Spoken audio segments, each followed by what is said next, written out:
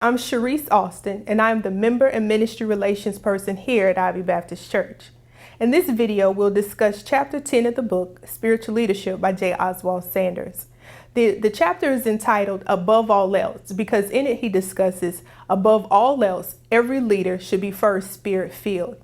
You may ask, what does it mean to be Spirit-filled?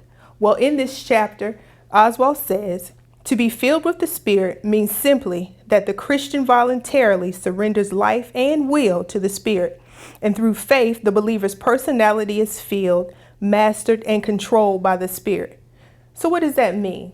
That just means that we have surrendered everything that we are, all of our thoughts, all of our feelings, all of our emotions, everything that we purpose to do and want to do, all of our desires, over to God and allowing Him to control what we do. It means that when we lead a ministry, that we're not doing it in our own thoughts or our own plans, but that we have sought God's face and His heart, that we've studied His word, that we've spent time in prayer and surrendered our plans over to God and allow Him to fill us. Oswald says that being Spirit-filled is the most important attribute of being a Spirit-led leader.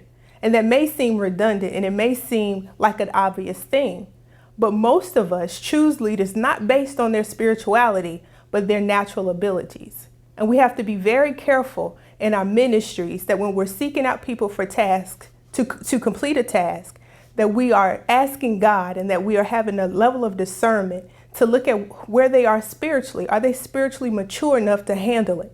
Are they spiritually mature enough to seek God in the completion of the task? Or will they run ahead in their own thoughts?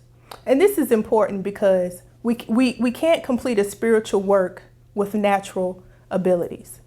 There is no fellowship between the world and the spirit. So when we choose to use our worldly or our natural talents to do something, we cannot expect to have spiritual results.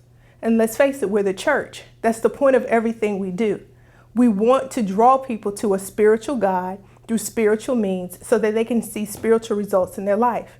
So a person who has a talent may be able to teach someone to cope, but a person who is Spirit-led can lead someone to deliverance. And that is the difference between life and death, or fullness of life, and a spiritual death to the person we're ministering to. Oswald says, selection of kingdom leaders must not be influenced by worldly wisdom, wealth, or social status. And again, the prime consideration is their spirituality. The examples he pulls all come from the book of Acts, that when they were looking for leaders, that was the only requirement, that they be Spirit-filled. And when we have Spirit-filled leaders who surrender their natural talents, because we do still want them to have a level of gifts and talents that they're aware of, and we still need the use of those things. But when those things have been surrendered over to God, then God brings His purpose out in their lives. So just remember, as you read the book, ask yourself, 1, am I Spirit-led as a leader? And 2, am I seeking out people who are spiritually led or naturally talented? Thank you for watching. Hope you enjoyed the chapter as much as I did. And again, my name is Sharice Austin, and I am the Member and Ministries person at Ivy.